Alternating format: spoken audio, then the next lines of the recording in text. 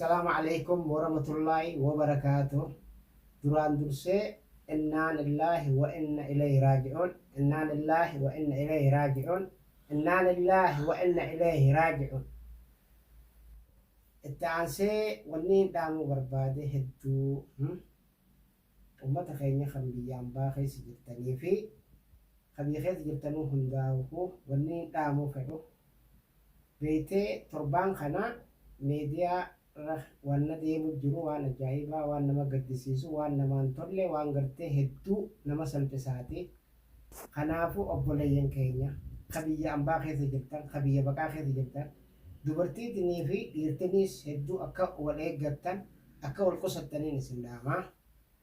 Kanaafuu itti aansee obboleessa keenya jechuun kiyya abbaa mixiyyoo gad beeyte dheengaddaa Jarmanitti duutee harka namaatitti gartee duute sun abbaan isiidhaa ni jira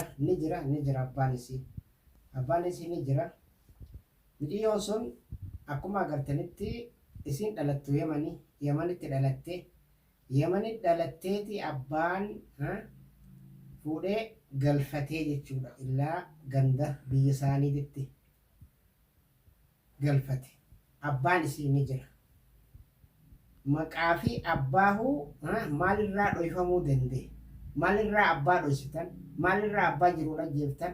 Maalirraa maqaan jijjiirame ilmoo gartee haadha abbaarraa dhalatte? Yoo maqaa jijjiiramu baatee beeytee maqaa sanii yaamame itti boontan malee wanni isii irra isaa jirti hin jirtu jechuudha. Kanaafuu obbolawwan keenya wanni inni siidhaamu wanni akkanaatu waan gartee hedduu sammuu nama laaqaati. Gaddaa fi gaddarratti gadda nuuni ta'inaadha. Obboleen keenya abbaan isii ni jira. Abbaan mixiyyoo sanii Iisee Aadam jedhama. Magaalaa sanaadhaan nuquun bakka jaanitti dhalatte mixiyyoon tun harka keenya irratti dhalatte. Bara dheeraa eega mixiyyoo san dhalattee fi asidduu nuti takka addaan baane wajji jirra abbaa isiiti wajjin. Abbaan isiidhaa ni jira.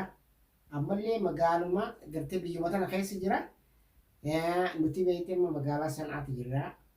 Isinii dabarsu jirru magaalaa sanaatirraa. Wanni tun hedduu nu qoqqooyxeeti malee kan gartee kana gooneef waan biraatiimi beeytee waan meediyaa naannawaa jiru waan feesbuukirra naannawaa jiru agarreetuma dogongora tokko fi kana agarreetuma beeytee kana ragaa bahuudhaaf asirratti ol baane malee waan biraatiimi. Akkasumatti gartee aaddee Aaxiqaa tan gartee mixiyyoo tana dhalte jechuudha. Aaxiqaa jedhamti. Aaxiqaanis haa galatoomtu garuutu biyya ambaa keessatti ilmi namaa addaan ba'uun ni jira ni mala. Akkasumatti addaan ba'uun ni malaa jechuun biyya ambaa keessatti dhugaadha. Ilmi namaa wal fuudha hogguu gartee tarabbii isin duudumte addaan ba'uun ni mala. Eega addaa baatanoo yoo gartee ilmoon karaa haadhaa ka gortu taates haati ilmoo san abbaa san ittiin boonti abbaan kee abaluu jettee guddisuu qabdi. Abbaanis akkasumatti gartee yoo haadharraa ka fudhata taate haadha isii dhoysuu hin qabu haati ta'e abaluu jee guddisuu qabaa jechuudha. Kanaafuu ilmoo kunuunsu jechuun haala kanaani. Yoo gartee ilmoon duraan waan kanaan guddatte arraan tana kun hin dhufuu na fakkaatti akkasii. Mixiyyoonis gartee akhiramtee jirti rabbi rahmata haa godhuufi rabbiin gartee fuula rabbii itti haa tolu isiinis akkaan malettu duute fuula rabbii galteeti jirti rabbiin gartee jannataan haa qananiisu jeetiin kadhadhaaf. Akkasuma isa gartee kan harkatti geeffatee arraan tana mana hidhaa jirus rabbiin mana hidhaa irraa haa baasuun ja'a. Hammeenyaaf je'ee hin jiina garuutu namni toltu walii kadhata. Toltu walii yaada kanumaa fi hedduu waliin balaaleffatina yaa Oromootii warreen gartee bakkayyuu akkanatti feesbuuk irratti aartanii waa hunda dubbachaa jirtan walillee balaaleffatina rakkinumaa waliin nama geessa rakkinumaa gartee kan hundaas fida kana haqa jaarsa jaartii rabbumaatu beeka haqa jaarsa jaartii rabbiitu beeka garuu nuti muruu hin dandeenyu. Garuu ammaas wanni argamaa jiru mixiyyoo tana osoo gartee wanni harki kun hin gahin dura sagaleen waraabamtee naannawaa jirti hamma tokko. Kanaafuu namni waan san godhees namni arraan tana waan sangartee godhee gadhiise kan gartee mi'iyoo tana galaafate jeetiin mura jechuudha. Garuutu yaa ilma aadam yaa gartee ilma islaamaa boruu kophaatee qabrii ciifta. Boruu kophaatee qabrii dukkana san ciifta jechuudha dukkanaan kaniisan. Kanaafuu arraan tana yaadde lubbuun ni jirti. Jarri wal galaafate mi'iyoo san duutee lubbuu sii dhabde. Sila ati viidiyoo san gadhiisu baatte sila ati viidiyoo san martee mi'iyoo kana interviyuu godhu baatte badala akkas gootu silaa itti dhiyaatteetuma jara lamaa walii fiddee walii araarsite hin ta'u har'aa jirii guddoo sii deema. Ati kana dalayteetu arraan tana ati yoo eeysa jiraachuu feeta hin duutu ati ilma namaatiif ni duutaa jechuudha. Boru si eeggatti fitinaan tun si eeggatti boru waliin qooddattaa beeki. Kanaafuu dhugaadha ilmi namaa kan dogongorre hin jiru ammoo lamaan nama dogongorsiisa. Hoggaa dogongorte shayxaana si baay'ata eega shayxaani si baay'ate waan kana godhuu ni mala.